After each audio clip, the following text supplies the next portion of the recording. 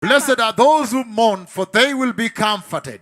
Heri wale wanaohuzunika, maana hao watafarijiwa. That is very serious. Hiyo ni nyeti ya kumaanisha. Because he's saying Kwa sababu anasema that blessed are those who look at the state of sin on this earth with transgender and homosexuals in the church, and they mourn. ya kwamba wamebarikiwa wale wanaotazama hali ya dhambi katika dunia hii, wakiangalia jinsi watu wanavyobadilisha jinsia zao na jinsi ambavyo ushoga na dhambi imekithiri na kuomboleza. In other words, blessed are those that mourn when they look at the condition of the pulpit. When pastors are preaching money, they are lying there giving false prophecies there to earn a penny or two for food. Kwa maneno mengine, wamebarikiwa wale ambao wanatazama hali ya madhabahu, jinsi ambavyo wachungaji wanajiendeleza pale na injili ya ufanisi, injili ya panda mbegu pale. They are lying at the pulpit wanadanganya katika madhabahu with false prophecies na unabii za uongo to gullible people, sheep of Christ, ili kwamba kuwadanganya kondoo wa Kristo, and then taking money. na kisha kuchukua pesa. When you look at the condition of the church, which was supposed to be the light of the world, Ukiangalia hali ya kanisa ambalo lilipaswa kuwa nuru ya dunia, you cry, you mourn for the Lord. unalia, unamlilia Bwana. Because you know that Jesus paid the ultimate price at the Calvary cross. Kwa sababu unajua ya kwamba Yesu alilipa gharama ya kilele kabisa katika msalaba wa So he's saying, Kalvari. blessed are those who mourn, for they will be comforted. Hivyo anasema ya kwamba heri wale wanaohuzunika, maana hao watafarijiwa. They are not happy with the status quo on the earth. Hawajafurahia na hali ilivyo duniani. The dressing of women in the church. Kuvalia kwa wanawake kanisani. The utter rejection of God by this generation. Kule kumkataa Mungu waziwazi na hiki kizazi. People being born a boy and then they go to a doctor, do a surgery, become a girl. Watu wanazaliwa wakiwa wavulana, halafu wanaenda kwa daktari eti wafanyiwe upasuaji na kubadilishwa jinsia na kuwa wasichana. That when you see that abomination, you ought to mourn.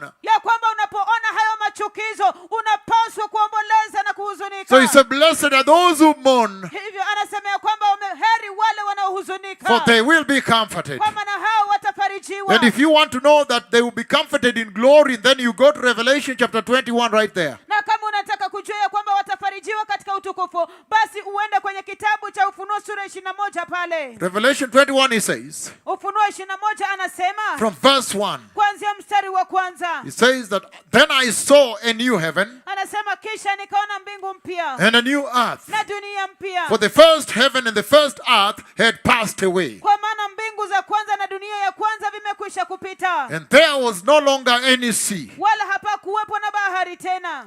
I saw the holy city, Nikaona mji mtakatifu the new Jerusalem, Yerusalemu mpya coming down out of heaven ukishuka kutoka mbinguni, from God Yahweh, kutoka kwa Mungu Yahweh, prepared as a bride beautifully dressed for her husband. ukiwa umeandaliwa vyema kama bi harusi aliyepambwa vyema kwa ajili ya mumewe. And I heard a loud voice from the throne saying, Nami nikasikia sauti kubwa kutoka katika kile kiti cha enzi ikisema, look, God's dwelling place is now among the people, tazama sasa makao ya Mungu i pamoja na wanadamu, and he will dwell with them. naye atakaa pamoja nao. They will be his people, Watakuwa watu wake, and God Yahweh himself will be with them naye Mungu Yahweh mwenyewe atakuwa pamoja nao and be their God. na kuwa Mungu wao. And in verse 4 he says, he will wipe every tear from their eyes. Do you see the comforting he said he would give those that mourn? Mstari wa 4 anasema ya kwamba atafuta kila chozi kutoka katika macho yao. Je, muona ile faraja anayosema ya kwamba atawapatia wale wanaohuzunika na kuomboleza? In other words, when he said, blessed are those who mourn, for they will be comforted, he meant that he connects them to the kingdom of God. They are connected to glory. Kwa maneno mengine aliposema ya kwamba heri wale wanaohuzunika, maana hao watafarijiwa, kimaanisha ya kwamba anawaunganisha kwa ufalme wa Mungu, anawaunganisha kwa utukufu mbinguni. In other words, that blessedness is decreeing upon them, connects them to the eternal state, to the coming kingdom. Kwa maneno mengine, hiyo baraka anayowatangazia inawaunganisha kwa hali ya milele, kwa ufalme unaokuja. He says, blessed are those who mourn, for they will be comforted. Anasema ya kwamba heri wale wanaohuzunika, maana hao watafarijiwa. We are still on chapter 21, please. Bado tuko katika mstari sura ya 21. He says, blessed are those who mourn, for they will be comforted. Anasema kwamba heri wale wanaohuzunika maana watafarijiwa. And why?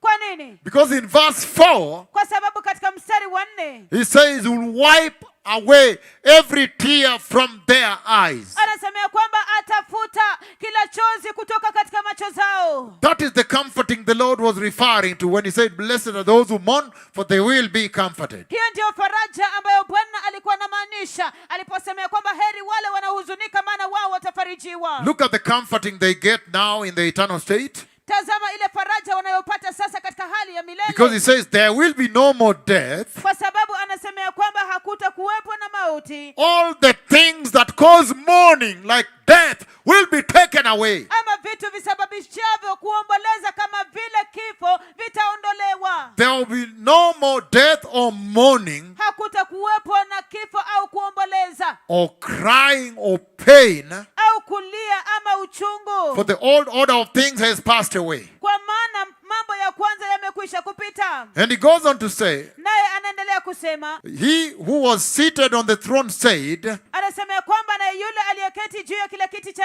enzi akasema, I am making everything new. tazama nayafanya mambo yote kuwa mapya. Then he said, write this down, Kisha akasema, andika haya chini, for these words are trustworthy and true. maana maneno haya ni ya kuaminika tena ni kweli. In other words, they are dependable. Kwa maneno mengine ni ya They are kutegemewa, reliable and believable. ni ya kuaminiwa na kusadikiwa. In other words, all this is a guarantee. Kwa maneno mengine haya yote ni hakikisho. And so if we go back to the beatitude that said, blessed are those who mourn, Hivi basi tukirudi tena katika zile baraka ambayo anasema ya kwamba heri wale wanaohuzunika. now you understand that every single blessing of God connects the church to the kingdom of God. Sasa mwelewe ya kwamba kila baraka za Mungu zinaunganisha kanisa kwa ufalme wa Mungu. So now when you read this again, it says, blessed are those who mourn, for they will be comforted. Now you understand it better. They will be comforted in the kingdom of glory. Hivyo basi unaposoma hii tena anaposema ya kwamba heri wale wanaohuzunika maana hao watafarijiwa. Sasa unaelewa